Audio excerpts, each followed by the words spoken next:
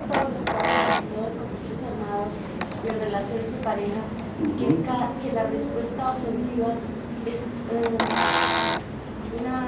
acto como de venganza, y hay una múltiple interacción de respuestas que cada uno interpreta como que simplemente se está indicando el otro, y yo interpreto que esto lo está haciendo en contra mía y el otro interpreta, entonces no hay una real conciencia de los actos de agresión. Hemos estudiado este caso complejo en el cual no hay una víctima y un ofensor. La víctima es también el ofensor y el ofensor es la víctima. Y son casos terribles porque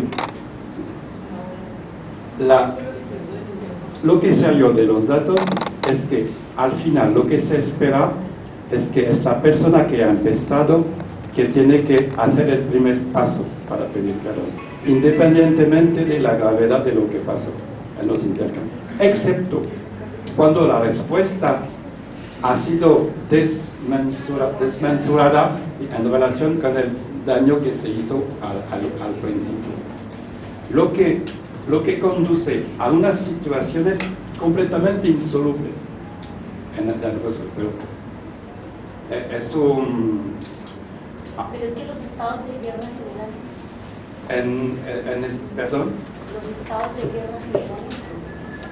Sí, esto a nivel social.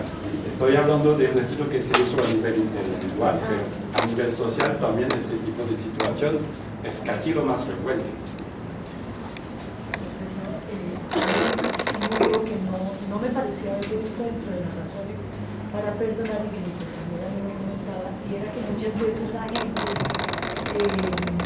perdona porque es una forma de liberarse de cargas, por ejemplo, frente a salud.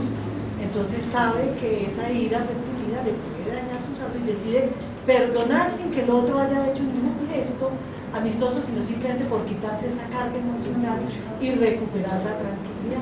Es como que no me parecía haber visto entre las razones. Sí, usted está tocando un punto muy importante sobre el perdón.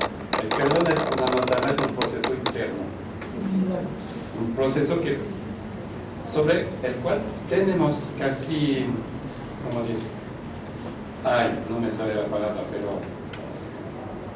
Perdón, de pronto, si me permite, yo creo que el perdón se centra y concluye en la voluntad de pedir el perdón, de querer ser perdonado, porque si no nace ese perdón, es decir, profundo, sincero, estoy arrepentido de lo que hice, es decir, no se va a generar tampoco lo que se decía ya la señora, completa sanidad en la otra persona, pero sí muchas personas tienen la voluntad y el deseo de salir de esa situación plenamente. Entonces parte de que exista una voluntad total de solucionar lo que está generando tanto del que es receptor como el que está también transmitiendo el acto. Y en casos bastante graves, como en el caso de las víctimas del Ruanda, es exactamente lo que se ha observado. Vamos a pasar a estos resultados.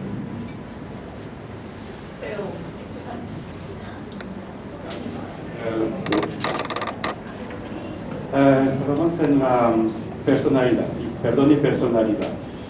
El perdón ha sido estudiado en dos formas.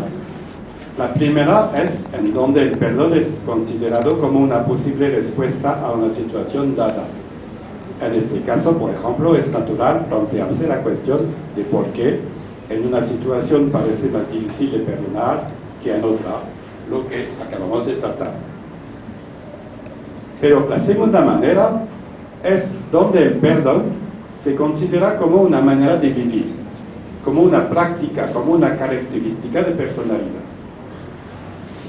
Ha sido observado que el perdón, como rasgo de personalidad, no es un concepto unitario.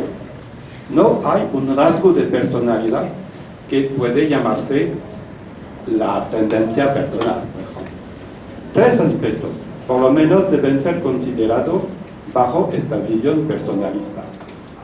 El primer aspecto se refiere a la reacción inmediata después de la ofensa. En algunas personas esta reacción es particularmente fuerte y duradera. Estas personas tienden a experimentar un resentimiento duradero. Y se compara esta reacción de resentimiento a una reacción de estrés después de la agresión. Y esto es el primer factor, el resentimiento duradero. En algunas personas el nivel de resentimiento es siempre muy alto y en otras personas pues mucho más.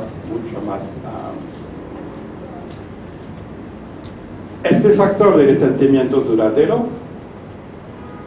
caracteriza lo que se puede señalar como la parte fisiológica del perdón. Se sabe que este factor tiende a heredarse de una generación a otra. Y también este factor está asociado de manera notable con los rasgos clásicos de personalidad como la estabilidad emocional o la amenidad, agreeableness y neuroticismo. Se ha enseñado recientemente que las personas que han cometido actos muy graves como homicidios tenían un alto nivel de resentimiento duradero comparado con otras personas, incluso cuando el nivel de agresividad está controlado. Hemos comparado el nivel de resentimiento duradero en un grupo de personas en la cárcel, personas que habían cometido un homicidio, con un grupo que estaba en la cárcel pero que no había cometido homicidio, y con un grupo control. Y lo que sale claramente que es que el nivel de resentimiento duradero en las personas que cometieron homicidios es bastante más elevado que en las otras personas.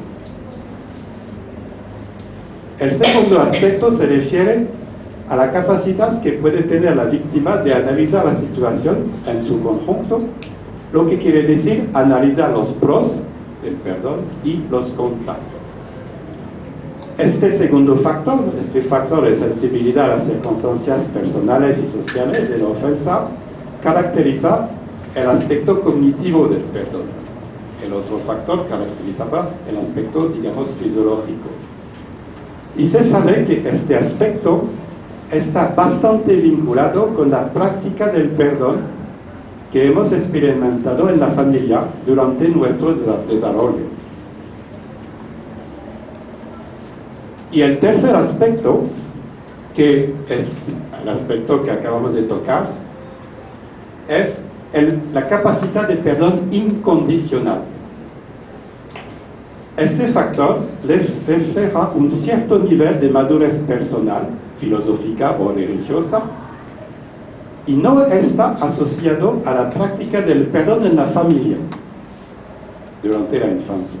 Este factor está asociado entre los creyentes a la representación que puede tenerse del perdón divino. Está también relacionado a la tradición religiosa en la que fueron educados. En Islam, por ejemplo, este factor tiene mucho menos importancia que en las sociedades cristianas o postcristianas. En el hinduismo, por contrario, este factor tiene tanta importancia como en la sociedad europea.